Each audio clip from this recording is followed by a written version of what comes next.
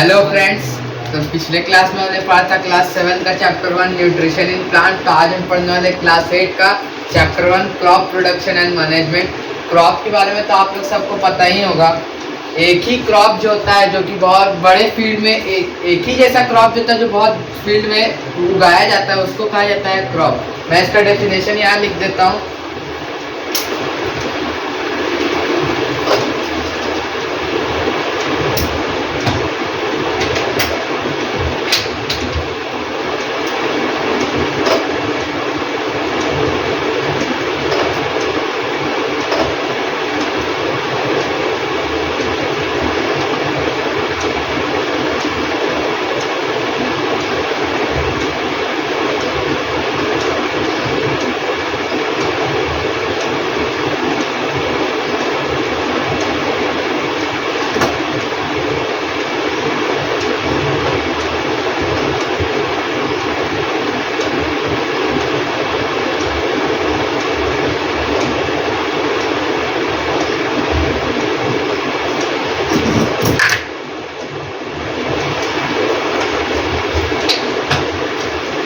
देखिए ये है क्रॉप का डेफिनेशन जो कि आप लोग याद कर लीजिए। इजी डेफिनेशन है when the plants of the same kinds are cultivated at a one place on a large scale it is called crop. Simple सा डेफिनेशन है, सब याद हो जाएगा। तो क्रॉप दो प्रकार का होता है। एक होता है खरीफ क्रॉप और एक होता है रबी क्रॉप। और एक और क्रॉप होता है जो कि आपके एनसीईआरटी बुक में नहीं दिया लेकिन फिर भी मैं पढ़ा दे रहा हूँ, वो होता है ज़ैद क्रॉप। तो ये जो खरीफ क्रॉप होता है ये जो खरीफ क्रॉप होता है ये रेनी सीजन में उगाया जाता है। रेनी सीजन मतलब जून टू सितंबर में।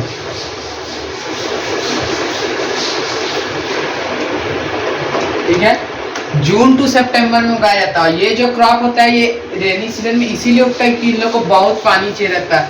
जैसे राइस हो गया, फिर पैडी हो गया और एक और होता है मेज। ठीक है, ये तीन एग्जांपल्स हैं रबी क्रॉप के। और क्या क्या होता है सब, और ये जो नहीं खरीफ क्रॉप के सॉरी, और ये रबी क्रॉप जो होता है और ये रबी क्रॉप होता है ये विंटर सीजन में उगाया जाता है जो कि होता है कब से, अक्टूबर से मार्च तक। तो विंटर सीजन में उगाया जाता है अक्टूबर से मार्च के बीच में। और इसका एग्जाम्पल होता है वीट होता है, ग्राम होता है और टी होता है। और ये जो लास्ट आपका जो क्रॉप है जो कि आपके एनसीईआरटी बुक में लिख दिया है वो है ज़ैद क्रॉप। लेकिन ये भी आप लोग पढ़ लीजिए कि आप क्लास 9 में तो आएगा ही। तो ज़ैद क्रॉप जो होता है वो समर सीजन में उगाया जाता है। ठीक है, मतलब मार्च से लेके आपका समझ लीजिए अप्रैल तक, अप्रैल या मई तक उगता हो। और इसका एग्जाम्पल होगा, आप लिख लीजिए, दो एग्जाम्पल मैं आपको बता दे रहा हूँ, वाटरमेलन और एक मस्क मेलन। और लास्ट आप एक लिख लीजिए मैंगो। देख लीजिए ये तीन एग्जाम्पल है सब क्रॉप के, रबी, खरीफ, रबी और ज़ैद तीनों क्रॉप के। तो चलिए हम नेक्स्ट टॉपिक को मूव करते हैं।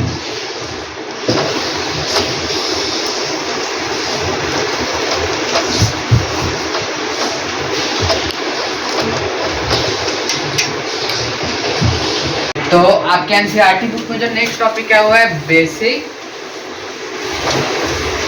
Practices of crop production. तो क्रॉप प्रोडक्शन के लिए बेसिक जो भी एग्रीकल्चर प्रैक्टिसेस होते हैं वो मैं लिख दे रहा हूँ आपके सामने। फर्स्ट जो होता है preparation of soil. Preparation of soil में क्या होता है, प्लॉइंग होगा, टिलिंग होगा, सॉइल को लूज किया जाएगा जिससे रूट को अच्छे से अंदर जा पाए। वो प्रिपरेशन ऑफ सॉइल सबसे पहले प्रिपरेशन ऑफ सॉइल किया जाता है। उसके बाद होता है सोइंग। सोइंग मतलब सीड को सो करना या फिर गाड़ना, समझ ले भाई। और उसके बाद आता है adding manure and fertiliser.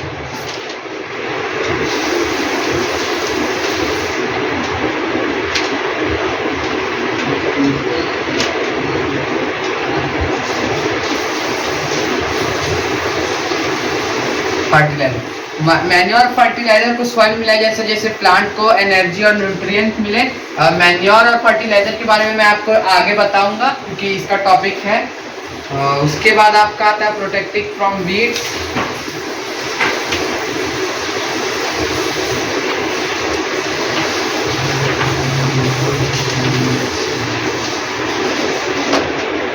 Protecting from weeds होता है मतलब जो वीड्स होता है वो अनवांटेड प्लांट होता है जो कि क्या होता है क्रॉप के साथ उग जाता है, जिसको हम लोग को हटाना होता है या तो उसका कोई आता हुआ जो फर्टिलाइजर या तो मैन्योर आता हुआ जिससे वो हट जाए।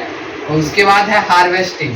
हार्वेस्टिंग मतलब जब क्रॉप एकदम मैच्योर हो जाता है और अच्छे से उग जाता है तब उनको काट लिया जाता है और हार्वेस्ट कर लिया जाता है।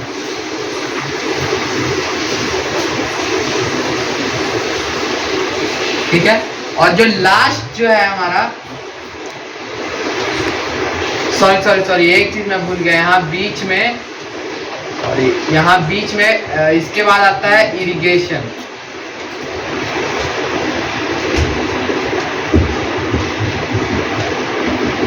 ये हो गया इरिगेशन। इरिगेशन का मतलब क्या होता है, क्रॉप को उगने के लिए पानी चाहिए होता है तो उसको पानी दिया जाता है, स्प्रिंकलर सिस्टम, ड्रिप सिस्टम या कोई भी और पुराने ट्रेडिशनल सिस्टम से कोई उसको पानी दिया जाता है। और लास्ट जो है वो होता है स्टोरेज। ठीक है, आपको यहाँ पे ठीक से दिख नहीं रहा होगा तो आप अपने एनसीईआरटी बुक को देख सकते हो, उस पर आप अच्छे से लिखा हुआ है एग्रीकल्चर प्रैक्टिस है। तो स्टोरेज होता है लास्ट। स्टोरेज मतलब जैसे सारे प्लांट को हार्वेस्ट कर लिया गया तो उससे बड़े बड़े कंटेनर या फिर उसमें उसको स्टोर किया जाता है। तो नेक्स्ट टॉपिक पे हम जाते हैं जो कि है preparation of soil. Preparation of soil मैंने आपको बता दिया लेकिन मैं आपको फिर से बता दे रहा हूँ।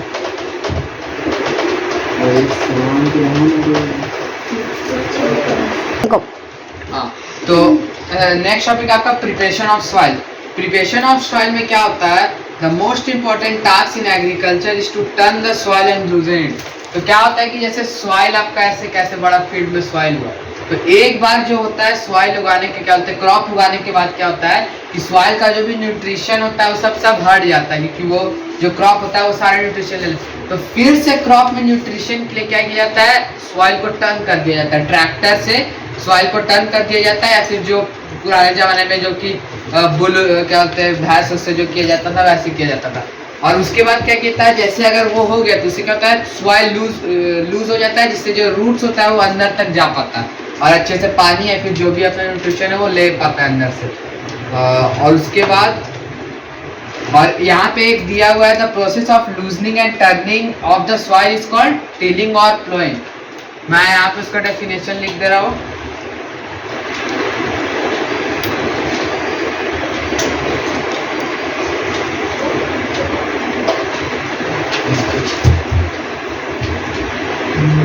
The process of loosening and turning of the soil is called tilling or plowing।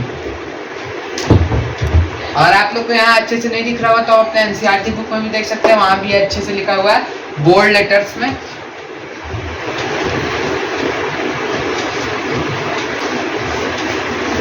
ठीक है, ये आपका जो है पूरा। हाँ, और इसके बाद आपका नेक्स्ट टॉपिक आता है वो है एग्रीकल्चर इम्प्लीमेंट्स, मतलब एग्रीकल्चर का इम्प्लीमेंट्स।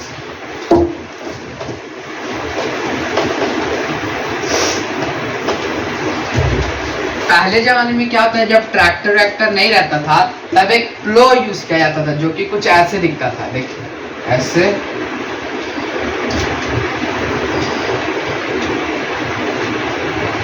जो कि जैसे दो बुल होता था, उन लोग के कंधे पे लगाया जाता था इसको, और जो भी जो खेत होता था उसको टर्न किया जाता था पुराने जमाने में। आपके टाइम पे यूज किया जाता है कल्टीवेटर, जो कि होता है ट्रैक्टर।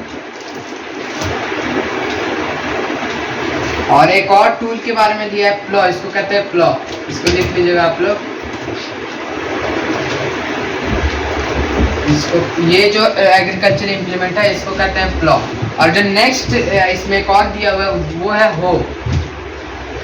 हो जो होता है ये जो it is a simple tool, वो एक सिंपल टूल होता है फॉर रिमूविंग वीड्स। वीड्स मैंने आपको बताया था कि जो अनवांटेड प्लांट्स होते हैं जो क्रॉप के साथ उग जाते हैं, उस सब को हटाने के लिए एक वीड जो सिंपल डिवाइस यूज किया जाता था, सॉरी टूल, उसको कहा जाता था हो।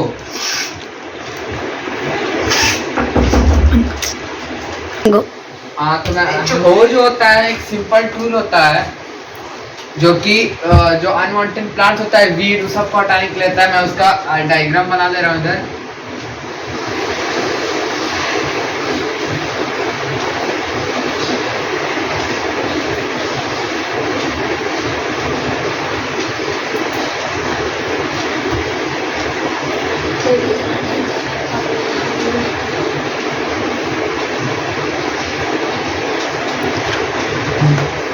तो ये देखिए, ये थोड़ा खराब बना है डायग्राम, लेकिन ऐसा ही टाइप का होता है वो, ठीक है। वो ऐसे ही टाइप का होता है, देख लीजिए आपके एनसीईआरटी बुक में दिया होगा, आप एक बार देख लीजिएगा। यहाँ आपको ठीक से दिख नहीं रहा होगा मेरा डायग्राम।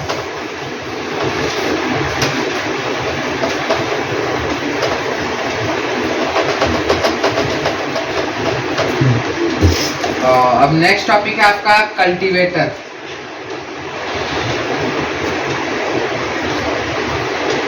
कल्टीवेटर कुछ नहीं होता है, बस एक ट्रैक्टर होता है, जो कि मैं आपको डेफिनेशन बता दे रहा हूँ।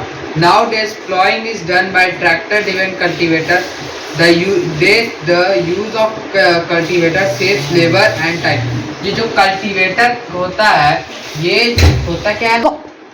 तो कल्टीवेटर जो होता है वो केवल एक ट्रैक्टर होता है जो कि लेबर और टाइम को बचाता है। जैसे और जो पुराना मैंने आपको ट्रेडिशनल मेथड बताया था जो कि बुल या प्लॉ के हेल्प से होता है, वो जो होता है बहुत क्या बोलते हैं, टाइम लेता है और बहुत लेबर भी लगता है उसमें, मेहनत मतलब जो लगता है, बहुत मेहनत भी लगता है और टाइम भी बहुत लगता है कि एक बार वो चलता है। जो ये कल्टीवेटर होता है उसके पीछे, अच्छा मैं भी बताता हूँ आपको, उसके पीछे एक सीड ड्रिल लगा रहता है, उसका आपका एक टॉपिक है, बता रहा हूँ। तो आपका नेक्स्ट टॉपिक है सोइंग। सोइंग का मैंने आपको मतलब बताया था कि सोइंग मतलब जो होता है कि जो सीड होता है उसको, जो भी लैंड होता है उसको उसके अंदर गाड़ना या फिर सो करने को कहा जाता है सोइंग, कोई भी तरह का क्रॉप या फिर कोई भी सीड को। उसके बाद आपका है सोइंग का आपका दो मेथड आता है, दो मेथड आता है। एक ट्रेडिशनल मेथड आता था जो पुराना टूल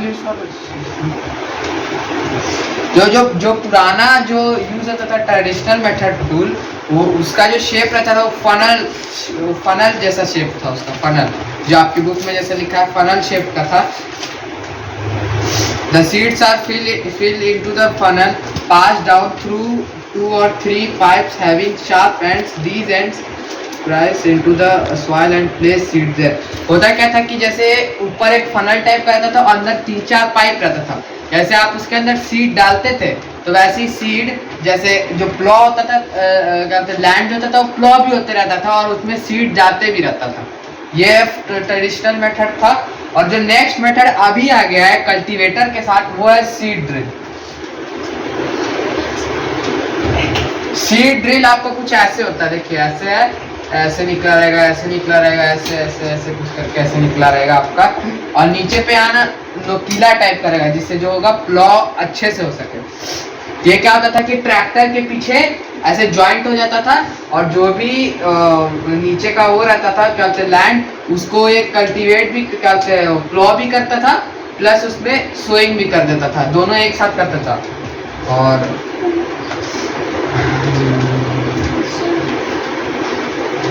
इसके बाद आपकी जो एनसीईआरटी बुक में नेक्स्ट टॉपिक है वो है adding manure and fertiliser. Manure और फर्टिलाइजर होते हैं जो भी क्रॉप होते हैं उसको बहुत जरूरी होते हैं, क्योंकि जो मैन्योर और फर्टिलाइजर होता है वो जो होता है सॉइल को न्यूट्रिएंट प्रोवाइड करता है, जिससे सॉइल का ग्रोथ जल्दी होता है। सॉइल का ग्रोथ जल्दी होता है। उसके बाद अब बताता हूँ मैं आपको पहले फर्टिलाइजर के बारे में।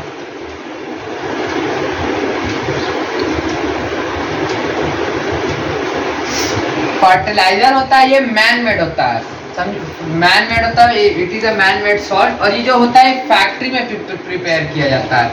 मैं आपको पॉइंट्स लिखता हूँ, आप ये लिख सकते हैं what difference between fertilizer and manure के बीच में।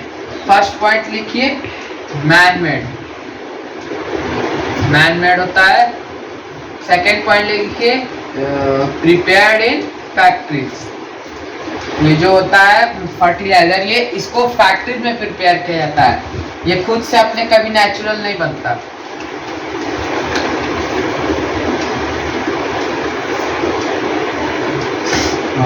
नेक्स्ट है, और ये जो होता है सॉइल को हमस नहीं प्रोवाइड करता है, लेकिन मैन्योर जो होता है ये सॉइल को बहुत हमस प्रोवाइड करता है। और जो फर्टिलाइजर होता है ये मैन्योर के क्या बोले, मैन्योर से ज्यादा प्लांट को न्यूट्रिएंट प्रोवाइड करता है।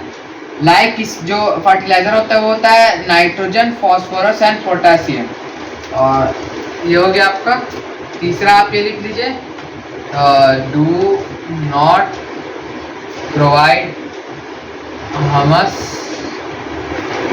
आपको नहीं दिख रहा होगा तो आप आपकी बुक में टेबल बना हुआ है, टेबल 1.1, उसमें आप जाके देख सकते हैं differences between fertilizer and manure. और फोर्थ पॉइंट आप लिख सकते हैं, मैं आपको एक क्वेश्चन आंसर जैसा आपको बता दे रहा हूँ कि आपके क्वेश्चन आंसर के टाइम पे लिख सकते हैं। और वेरी रिच इन न्यूट्रिएंट।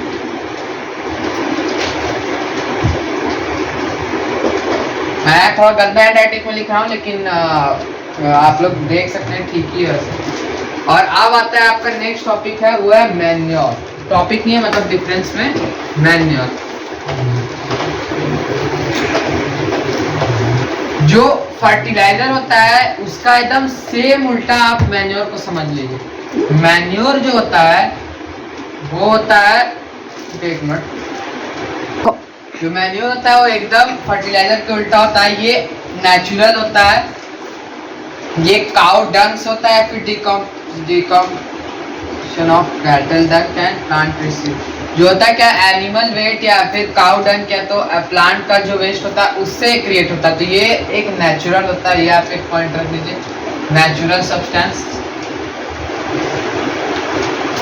ठीक है। और दूसरा आपका एक लिख लीजिए, और ये फील्ड में प्रिपेयर्ड होता है। जैसे आपने पढ़ा, आपने अभी मैंने आपको पढ़ा है कि जो फर्टिलाइजर होता है ये फैक्ट्री में प्रिपेयर्ड होता है, लेकिन ये लिख लीजिए it is prepared in fields.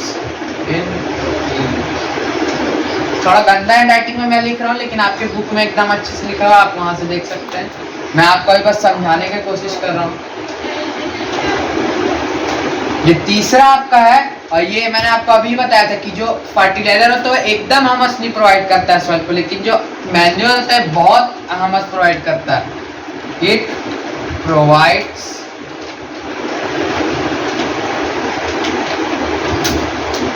A lot of humus. हाँ, तो ये तीन टॉपिक आपका ये हो गया मैन्योर का। और ये बता रहा था मैं ना, it provides a lot of, मैंने आपको पहले ही बताया था कि फर्टिलाइजर जो होता है वो बहुत ज़्यादा हमस नहीं प्रोवाइड करता है, क्या बोलते हैं, सॉरी, सॉइल को। लेकिन जो ये मैन्योर होता है ये बहुत सारा हमस जो होता है फील्ड को प्रोवाइड करता है। एक सेकेंड, अरे सॉरी, मैंने ना एक टॉपिक में भूल गया हूँ जो कि बहुत इंपॉर्टेंट टॉपिक होने वाला है। एक सेकेंड, मैं बता रहा हूँ वो टॉपिक। ये टॉपिक आपका एग्जाम में आ सकता है, 90% चांसेस है। ये आपके एनसीईआरटी बुक में पेज नंबर 86 में दिया हुआ होगा। चौथा टॉपिक है, सब अच्छे से पढ़ लीजिएगा। चलिए बताता हूँ मैं, वो टॉपिक का नाम है क्रॉप रोटेशन।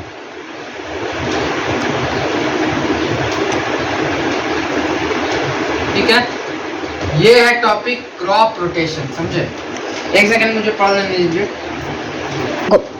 ये जो क्रॉप रोटेशन होता है, इसका मतलब होता है कि आप न्यूट्रिशन अगर सॉइल को आप प्रोवाइड करना चाहते हैं तो क्या करते हैं, फिर प्लॉ करेंगे या तो टिलिंग करेंगे, आप फर्टिलाइजर ऐड करेंगे। मैंने एक और मेथड जो रहता है वो एक ये मेथड रहता है क्रॉप रोटेशन। इसको मैं रेड से लिख दे रहा हूँ जिससे आपको पता चल जाए कि ये इंपॉर्टेंट है।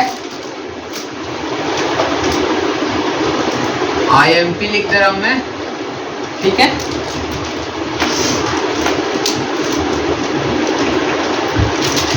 हाँ, ये मैंने आपको बता दिया कि ये another method of replacing the soil with nutrients is called crop rotation. यही आपका बुक में भी लिखा हुआ, यही डेफिनेशन आपका। ये डेफिनेशन प्लीज छोटा 3 लाइन का डेफिनेशन है, सब याद कर लीजिए, इजी डेफिनेशन। अब हम नेक्स्ट टॉपिक भी जो बढ़ते हैं वो एडवांटेजेस ऑफ मैन्योर, समझे? एडवांटेजेस होता क्या है कि जो मैन्योर होता है ना, वो जो वाटर होल्डिंग कैपेसिटी होता है सॉइल का, उसको इंक्रीज करता है। ऐसे क्या मैं कैसे आपको बताऊं कि जो वाटर जो होता है, जो क्रॉप को जैसे पकड़ रहा है, उसका जो होल्डिंग कैपेसिटी होता है उसको अच्छे से वो करता है। अरे वो क्या होता है ना कि मैन्योर जो होता है वो पोर्स क्रिएट करता है जो भी सॉइल में होता है, जिससे एक्सचेंज ऑफ गैसेज बहुत इजी हो जाता है, जैसे कार्बन डाइऑक्साइड का एक्सचेंज या तो ऑक्सीजन का एक्सचेंज, जो कि बहुत इजी हो जाता है। और इसका जो नेक्स्ट है, और ये जो फ्रेंडली माइक्रोब्स होता है उसको बढ़ाता है। फ्रेंडली माइक्रोब जो सॉइल में रहता है वो मैन्योर के थ्रू और अच्छा बढ़ जाता है। और ये जो टेक्सचर ऑफ सॉइल होता है, जो सॉइल का जो एक टेक्सचर होता है, इसको भी बहुत इम्प्रूव करता है। और आपका नेक्स्ट टॉपिक है जो कि बहुत अच्छा टॉपिक है आपका, इरिगेशन। इरिगेशन के बारे में तो आप लोग जानते होंगे, आप लोग के घर में होगा कोई भी प्लांट या ट्री होगा, अगर आप उसको विदाउट 3 दिन भी अगर आप उसको वाटर नहीं करें, पानी नहीं दें, तो क्या होता है, प्लांट का मुरझाना स्टार्ट हो जाता है। क्या होता है, पत्ता जो होता है वो पीला होने लगता है, कुछ होने लगता है, खराब होने लगता है। आपको हर रोज के मतलब समर में होता है 2 बार देने का, विंटर में होता है कुछ दिन पे देने का, और रेनी सीजन में तो देना ही नहीं पड़ता, वैसे रहता है। तो इरिगेशन हर प्लांट के लिए बहुत नेसेसरी हो। जैसे आप पानी नहीं पिएंगे तो आप भी मर जाएंगे, तो उससे वैसे ही जो प्लांट होता है अगर उसको आप इरिगेट नहीं करेंगे तो भी मर जाता है।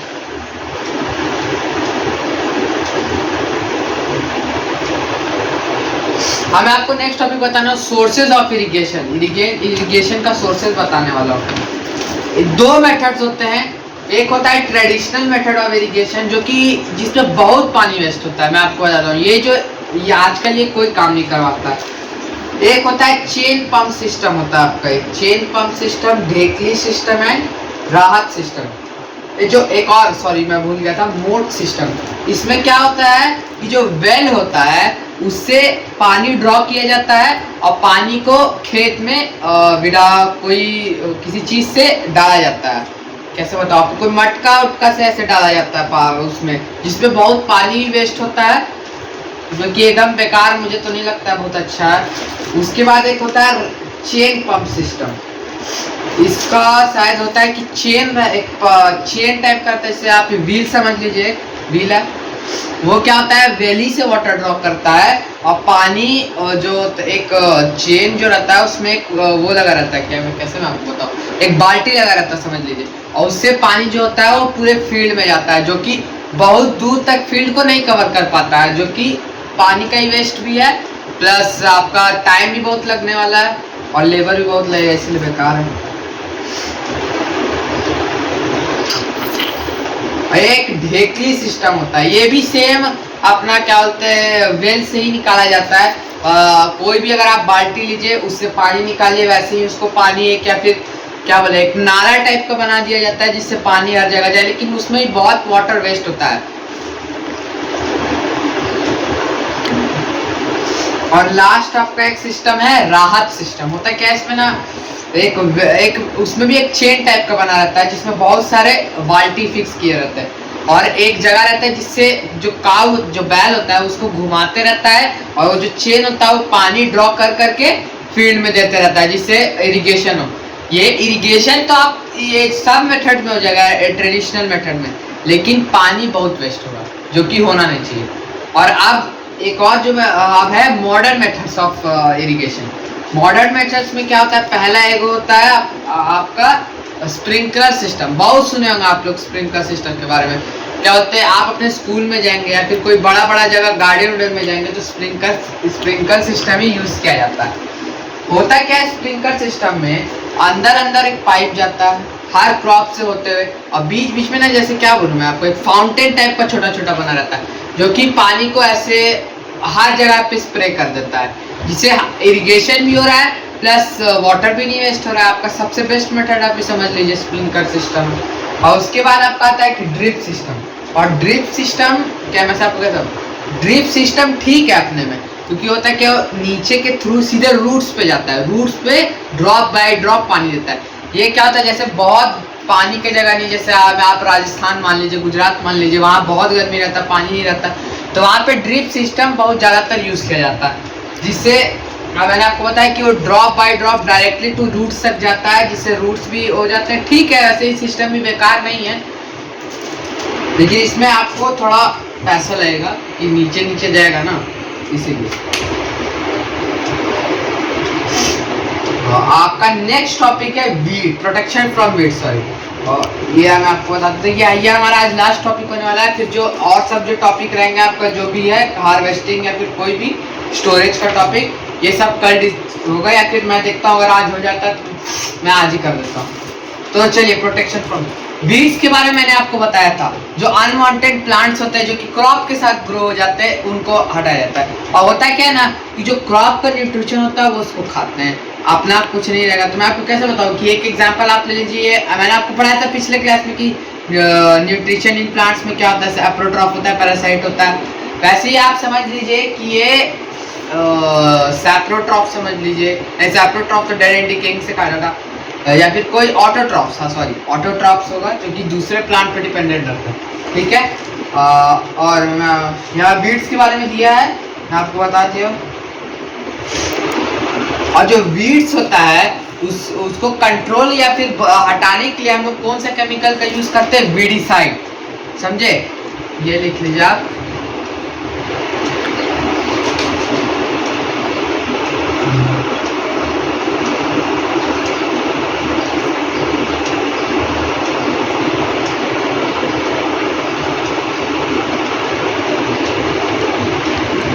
ये देखिए, ये है वीडीसाइड्स, इसको अच्छा। अब मैं आपको एक चीज बता रहा हूँ, साइड्स, ये देखिए साइड्स, साइड्स जिस भी नाम के पीछे रहेगा तो समझ लीजिएगा कि ये केमिकल है जिसको कोई अनवांटेड, क्या कैसे मैं आपको बताऊँ, कोई बैक्टीरिया को हटाने के लिए समझ लीजिए। साइड्स का मतलब कोई केमिकल, पहले समझ लीजिए साइड्स जैसे कोई भी वर्ड में रहा तो पहले समझ लीजिए कोई केमिकल का होगा और कोई किसी चीज को हटाने के लिए ही होगा, कोई बैक्टीरिया किसी के लिए, ये आप समझ लीजिए। और उस वीडीसाइड लिखा है तो आप तो पहले ही समझ गए कि बार में वीड्स को हटाने के लिए रहेगा, तो हो गया बात खत्म। कि weedicide is a chemical used for removing weeds, यही डेफिनेशन रहेगा आपका। फिर आप थोड़ा और इलस्ट्रेट करके लिख सकते हैं। चलिए हम आपका नेक्स्ट टॉपिक पे चलते हैं जो कि आपका हार्वेस्टिंग। हार्वेस्टिंग के बारे में मैंने आपको उसी में बताया था एग्रीकल्चर प्रैक्टिसेस में, मैं फिर बता दे रहा हूँ आपको।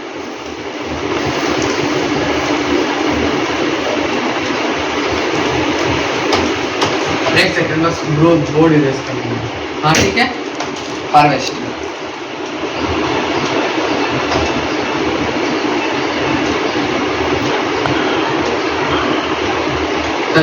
जैसे क्रॉप जो होता है वो अच्छे से प्रिपेयर हो गया, अच्छे से अब उसको काटने का टाइम आ गया और बेचने का टाइम आ गया, तो हार्वेस्ट उसको किया जाता है, काट दिया जाता है, समझे।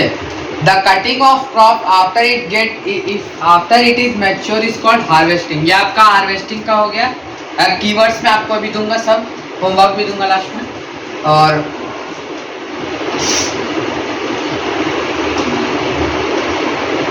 और जो भी ये जो हार्वेस्टिंग होता है और क्रॉप को काटना रहता है तो एक टूल यूज किया जाता है जिसका नाम होता है सिक्कल, ठीक है। सिक्कल कुछ ऐसा होता है, मैं आपको डायग्राम बनाने तो ऐसे करके रहता है, वो ऐसे ऐसे करके, समझे, ऐसे टाइप का रहता है सिक्कल, ठीक है। सिक्कल ठीक है ना। ये सिक्कल आपका हो गया। उसके बाद क्या होता है, जब आप ग्रेन मैच्योर हो जाते हैं तो ना बहुत सारी चीज की जैसे रहते हैं, जैसे ग्रेन को सेपरेट करना पड़ता है पहले, ग्रेन को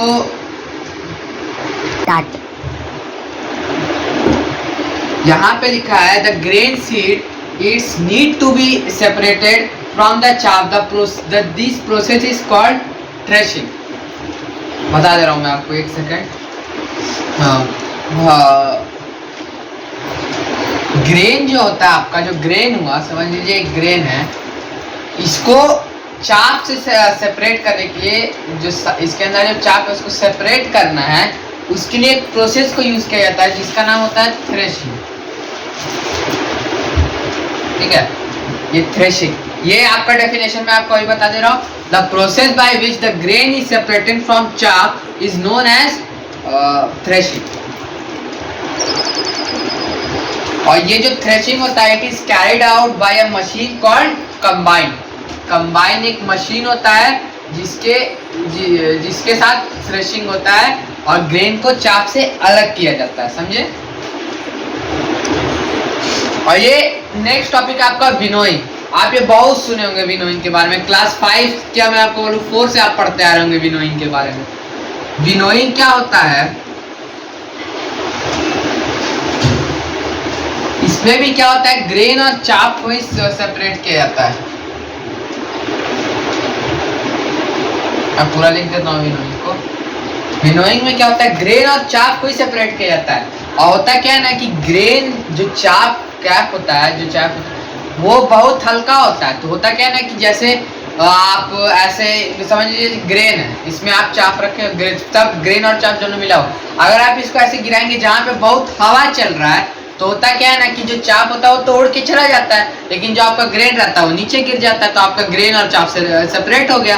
और ये इजी मेथड है, थ्रेशिंग से इजी मेथड है आपको, क्योंकि थ्रेशिंग में कंबाइन को यूज किया जाता है, और कंबाइन में आप यूज कर लेते हैं, याद रखकर पैसा तो हो गए। और जो विनोइंग होता है ये आप अपने आप भी कर सकते हैं, इजी। और आपका ये जो लास्ट टॉपिक है, मैंने आपको ये पूरा चैप्टर पढ़ा दिया। ये जो अच्छा सॉरी एक मिनट, एक टॉपिक मैंने भूल गया, हार्वेस्ट फेस्टिवल। जब भी हार्वेस्ट होता है तो एक फेस्टिवल कहलाता है, जैसे पोंगल, बैसाखी, होली, दिवाली, नव्य एंड बिहू, ये हार्वेस्ट फेस्टिवल है। जैसे ये जो सब है हार्वेस्ट फेस्टिवल, तो इंडिया के हार्वेस्ट फेस्टिवल है। तो विनोइंग आपका क्लियर हो गया। और एक नेक्स्ट टॉपिक है आपका स्टोरेज। स्टोरेज का था जब जो पूरा प्लांट या जो क्रॉप होता है वो पूरा हार्वेस्ट हो गया, अच्छे से सेपरेट हो गया, जिससे भी उसको सेपरेट होना, चाप पे भी ग्रेन जब आ गया तो उसको क्या कहता है, स्टोरेज किया जाता है, जिससे वो खराब नहीं हो और इंसेक्ट सबसे बचा रहे, तो स्टोरेज किया जाता है उसको, समझे। और उसको स्टोरेज कैसे किया जाता है, उसको या तो जूट बैग में स्टोरेज किया जाता है, ऐसा राइस, या फिर आप वीट को देखेंगे, अगर आप कहीं भी जाएंगे तो अगर आप राइस या वीट को लेंगे तो वो क्या इसमें रहेगा, क्या बोलते हैं, जूट बैग्स में पैक करके, बहुत बड़े बड़े क्या बोलते हैं, ऐसे में आपको फैक्ट्री टुक्सिट में रखा जाएगा। वो ये मत समझिएगा कि सब फैक्ट्रीज में ही प्रिपेयर किया होगा, फैक्ट्रीज में नहीं प्रिपेयर्ड है, लेकिन सबको केवल फैक्ट्रीज में रखा गया जिससे वो इंसेक्ट और सबसे बचे रहे। या फिर एक और आपका एक मेथड सिलोज, आपके बुक में दिया है सिलोज, समझे। ये होता है क्या ना कि बहुत बड़े बड़े ऐसे देखिए, ऐसे ऐसे ऐसे ऐसे ऐसे ऐसे ऐसे बहुत बड़े बड़े कंटेनर होते हैं, समझे। इसके अंदर जो भी ग्रेन्स होते हैं इस सबको स्टोर करके रखा जाता है, जिससे ग्रेन्स खराब नहीं हो और ज्यादा दिन तक ठीक रहे।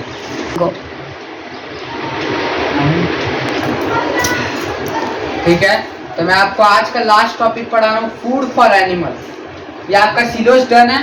सिलोज मैंने बताया कि ये जो बड़े बड़े बहुत बड़े बड़े कंटेनर, छोटा मत समझिएगा, बहुत बड़े बड़े कंटेनर रहते हैं जिसके अंदर ग्रेन्स को स्टोर किया जाता है, जिससे वो इंसेक्ट या फिर कोई और चीज से बचे रहे और बहुत दिन तक ठीक रहे, अच्छे रहे खाने के लिए, समझे। हाँ, और नेक्स्ट टॉपिक है आपका एनिमल हस्बेंड्री। एनिमल हस्बेंड्री क्या होता है कि एक मिनट, एनिमल हस्बेंड्री का मतलब ये होता है कि एक फार्म टाइप का रहेगा, बहुत सारे एनिमल वहाँ रहेंगे, उनको शेल्टर प्रोवाइड किया गया है, फूड प्रोवाइड किया गया है, उन सबको केयर दिया जा रहा है, जिसको, और वो बहुत लार्ज स्केल में हो रहा है, मतलब बहुत बहुत बड़े स्केल में बहुत सारे जानवरों को रखा जा रहा है, तो उसे कहा जाता है एनिमल हस्बेंड्री, समझे। और इसी एनिमल हस्बेंड्री के साथ आपका ये चैप्टर खत्म हो चुका है, और मैं आपको कीवर्ड्स होमवर्क दे रहा हूँ पूरा। कीवर्ड्स आप लिख लीजिए, SW में लिख दे रहा हूँ, ठीक है। कीवर्ड्स लिख लीजिए, पूरा आपका होमवर्क है। यहाँ पे मैं फिल इन द ब्लैंक्स आपको करवा दे रहा हूँ। The same kinds of plant grown and cultivated on the long scale at a place is called crop. मैंने आपको शुरू में ही बताया था क्रॉप का मतलब क्या होता है, एक ही तरह का प्लांट जो बहुत बड़े जगह पे ग्रो किया जाता है, कल्टीवेट किया जाता है, उसको क्रॉप कहा जाता है। The first step before growing crop is preparation of soil. यही मैंने आपको एग्रीकल्चर प्रैक्टिसेस में बताया था कि सबसे पहले अगर आप कोई भी एग्रीकल्चर करने वाले हैं तो उससे पहले आपको सॉइल को प्रिपेयर करना होगा, टिल्ट करना होगा, लूजन करना होगा, वो कर तो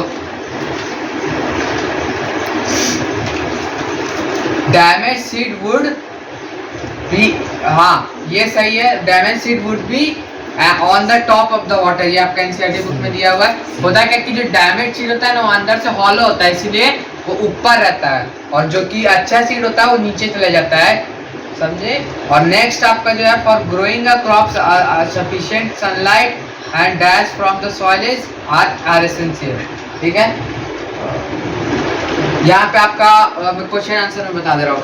explain how fertilizer are different from manure. ये तो मैंने आपको बताया था कि फर्टिलाइजर जो होता है वो मैन मेड होता है, और मैन्योर जो होता है वो नेचुरल होता है। ये और भी जो आपकी बुक में लिखा हुआ आप लिख सकते हैं। व्हाट इज इरिगेशन, मैंने बताया था, तो फील्ड को जैसे प्लांट को पानी देना उसको इरिगेशन कहा जाता है। आप इसको इलस्ट्रेट करके अपने से भी लिख सकते हैं। Describe the two method of which conserve water. ये देखिए मैंने आपको बताया था दो मेथड मैंने आपको बताया था कि एक स्प्रिंकलर सिस्टम होता है और एक ड्रिप सिस्टम होता है। दोनों में वाटर बहुत कंजर्व होता है। बीट खरीफ क्रॉप्स फॉर, ठीक है। तो ये आपका होमवर्क हो गया, और मैं और होमवर्क दे रहा हूँ आपका। ये हो गया आपका फर्स्ट क्वेश्चन एक्सरसाइज का, ठीक है। फिर आपका रहेगा 5th 6th मैंने बता दिया, 7th रहेगा, मैंने सब क्वेश्चन नहीं बताया क्योंकि मैं आपको होमवर्क देना चाह रहा हूँ। फिर आपका 8th क्वेश्चन रहेगा, फिर आपका 9th क्वेश्चन रहेगा, फिर आप 10th बहुत ईजी है, 10th भी आप बना लेंगे, 10th बहुत ईजी है। बस आपको मैंने शुरू में एग्रीकल्चर प्रैक्टिसेस पूरा मैंने आपको लिख के बताया था, तो वो आपने याद कर ही लिया होगा, तो वही आपको बताना 10th नंबर में। तो ठीक है, आज के लिए इतना ही। अब आपका नेक्स्ट चैप्टर रहेगा क्लास 7th का ही, न्यूट्रिशन इन एनिमल्स, ठीक है, चलिए।